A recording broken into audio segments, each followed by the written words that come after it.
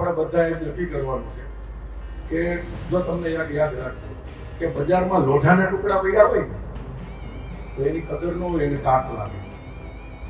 તમારી વાત એટલે થાય તમે ઝવેરાત ઝવેરાતનો ઢગલો ગયો હોય ગમે એને એમ થાય લુખાવને તમે લઈ ધીરે કાંઈ જ ન થાય. તો લુખાના હાથમાં ઝવેરાત આવવા દેવાય કેમ તિજોરી મુકાય? તો તમે તમારા મા બાપની આબરૂ રૂપી તિજોરીમાં તમને સાચવી રાખજો. એક પણ જગ્યાએ મા બાપને એવું ન થવા દેતું કે મારે ત્યાં દીકરી એવી ને મારી આબરૂ થાય. ભાઈ કેટલી જગદંબાઓ ભેગી થઈ, ખૂબ આનંદ થયો મને.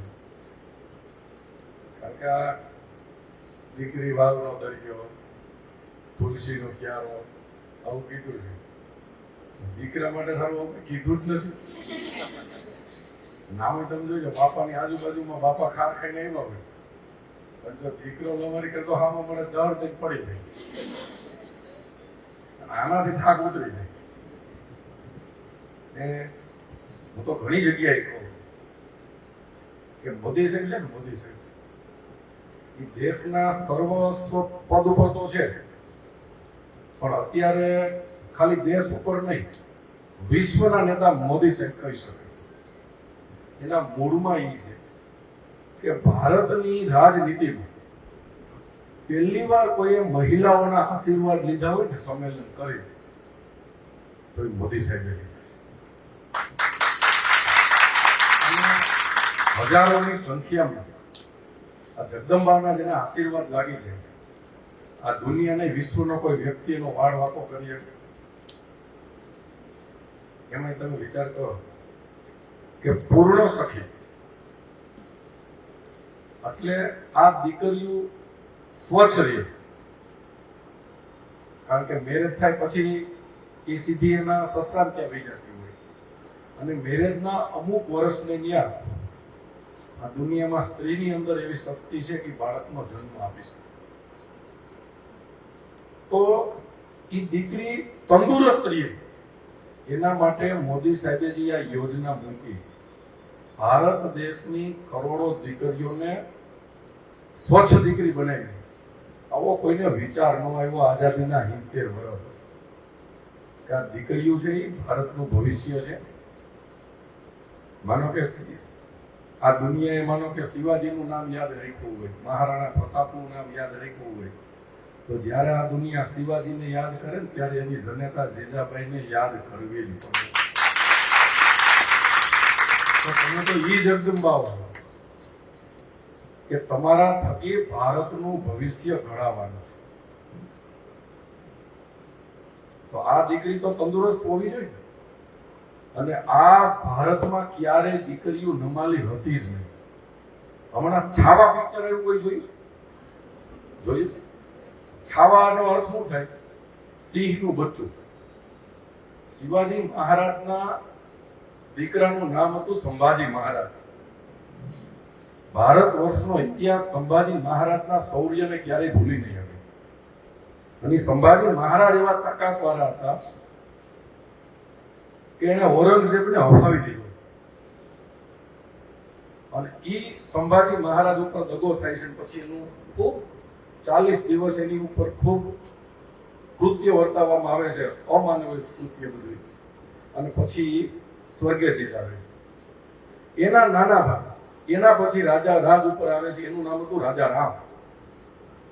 સંભાજી મહારાજના નાના ભાઈ એનું નામ હતું રાજા રામ. એ ઔરંગઝેબ હવે લડે છે, છેલ્લે એ સ્વર્ગે સીધાવે છે. પછી ઔરંગઝેબે જે અત્યાચાર આ દેશ ઉપર અપને કર્યો ને, એના સામ્રાજ્યને જો કોઈ ખતમ કર્યું હોય ને, એનું નામ હતું રાજા રામના ધર્મપત્ની તારાબાઈ. અને તારાબાઈ નાની ઉંમર કદાચ 25-30 વર્ષની અંદર ઈ છત્રપતિની ગાદી ઉપર બેસી ગયા હતા. અને તારાબાઈ એવી તાકાતવાળી મહિલા હતી કે એને ઔરંગઝેબને મહારાષ્ટ્રમાંથી ખદેડી કાઢી. તો આ દેશની અંદર આ દીકરીઓમાં તાકાત છે. આપણે સ્વચ્છ રહી શકી, એ વાત આપણને ખૂબ ગમે. મારી દીકરી છે એટલે હું એક બાપની પીડા પણ સમજી શકું. અમે અહીં ગોંડલ તાલુકાના આગેવાની કરી, બધી 15 વર્ષથી 20 વર્ષ વચ્ચેની દીકરીઓ. બેટા, હરવાર તમને એક સલાહ આપું, કારણ કે હું એક દીકરીનો બાપ છું, કે તમે છે ને ચાંદ જેવી ન થતી કે તમારી ઉપર દુનિયાના લુખ્ખા ઘૂરી ઘૂરીને જોઈ શકે. આપણે આપણા બાપનું નામ રોશન કરવા માટે સૂરજ જેવું રહેવાનું, કે કોઈ લુખાવની હેસિયત નથી ખામું જોઈ શકે. એની નજર છે ને તમારા તેજમાં નીચે પડી જાય. તમારા બધાના મા બાપ ખૂબ મહેનત કરી અને તમારી પર વિશ્વાસ મૂકીને તમને બધે મોકલતા હશે. એક એવો સમય હતો કે કોકને અહીંયા દીકરાનો જન્મ થાય ને તો એ પેંડાવે છે, દીકરીનો જન્મ થાય મોઢું બગેલી જલેબી વેચે નકર નોય વેચે, અને પૂછે શું કે અમારે અહીંયા દીકરી છે. તમે જો સમયની હાઈરે એ ચક્કર અત્યારે ચેન્જ થયું છે. એવા લોકો મને ખૂબ મળે છે કે દીકરીનો જેને અહીંયા જન્મ થાય ને એ ખુશખુશાલ હોય કે મારે અહીંયા લક્ષ્મી છે. અને આમાંય તમે જોઈ લીધું, હું માનો મજૂરી કરતો હતો, હું ચોક્કસ કહી શકું કે મારો દીપ હીરો હોય તો મારે અહીંયા દીકરી લક્ષ્મી જૈનની પછી મારો એક ખાસ મિત્ર છે. મારે અહીંયા એક દીકરો દીકરી છે, મારો જીગરજાન મિત્ર છે, એને અહીંયા એક દીકરો છે. પછી એક 10 વર્ષ એવો ગાળો આવ્યો કે જેને ત્યાં પેલો દીકરા જન્મ થાય ની દુનિયા જીતી લીધી. પૂરું, આપણે કાંઈ ચિંતા નથી, આપણે અહીંયા દીકરો આવી ગયો. એવા લોકો આર્થિક અને સામાજિક પછાત, એ લોકોને આત્મજ્ઞાન થયું. એ સામેથી એવું કહે છે, મને એવું મારા મિત્રે કીધું કે મને કે તું યાદ કર, તારે અહીંયા દીકરી જન્મી, મારે અહીંયા 3 મહિનાનો ફેર હતો, દીકરો જન્મ્યો. ત્યારે અમને એમ હતું કે આને અહીંયા દીકરી આવી, મારે અહીંયા દીકરો આવ્યો. આજ હું ચોક્કસ કહી શકું કે તારે અહીંયા દીકરી નહોતી, લક્ષ્મી એવી હતી, તારો દી ફરી ગયો.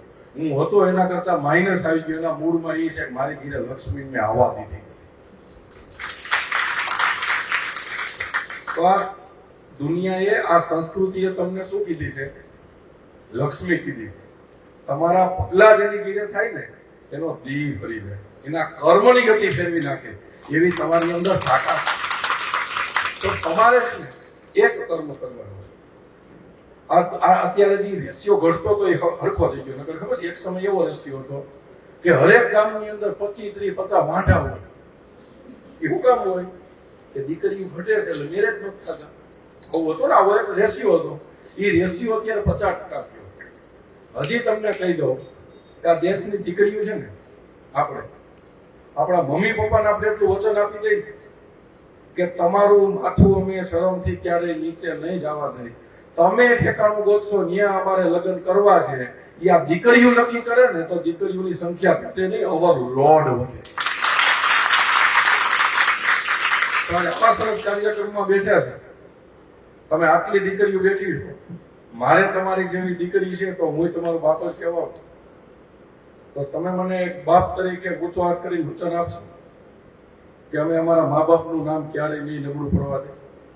પ્રોમિસ? તો ઊંચો હાથ કરી ગયો. પાકો ને બેઠા? મારા જોઈજો ભાઈ, દીકરીઓ પોતા હમ થાય, શું હાલત થાય? પાકો ને? આપણે બધા એ નક્કી કરવાનું છે કે જો તમને યાદ રાખજો કે બજારમાં લોઢાના ટુકડા પડ્યા હોય ને તો એની કદર ન હોય, એને કાટ લાગે. તમારી વાત એટલે થાય કે તમે ઝવેરાત છો. ઝવેરાતનો ઢગલો ગયો હોય, ગમે એને એમ થાય લુખાવના તમે લઈને ઘીરે ભાઈ થાય કે ન થાય? તો લુખાના હાથમાં ઝવેરાત આવવા દેવાય કે તિજોરી મુકાય? તો તમે તમારા મા બાપની આબરૂ રૂપી તિજોરીમાં તમને સાચવી રાખજો. એક પણ જગ્યાએ મા બાપને એવું ન થવા દે કે મારે અહીંયા દીકરી આવી ને મારી આબરૂ થાય. તમને ખબર છે કે જેના મેરેજ થાય મા બાપ રડે, એકદમ જોયું છે ને? એ શું કામ રડે પણ ખબર? એને દીકરી સાસરે જાય છે ને એનું દુઃખ નથી હોતું. દીકરીને સાસરે મોકલવાની તો આ સંસ્કૃતિનો નિયમ છે. દીકરી સાસરે જાય એમાં કઈ નવી નવાઈ છે? તો તમને એમ લાગે કે મા બાપને ન ખબર હોય રડવા માંડે છે? બાપને એટલા માટે રડવું આવે છે કે આ દીકરી મારી આબરૂ હાચવી એની ઘીરે ગઈ. તમે બધી દીકરીઓ નક્કી કરજો કે મોદી સાહેબ તમને જે સ્વચ્છ રાખવા માંગે છે ને એની હારોહાર તમે તમારા મા બાપની આબરૂ હાચવી લેજો. તો આજ મને એમ થાય કે 15-20 મિનિટ મારી દીકરીઓ વચ્ચે આવ્યો ને વસ્તુ છે.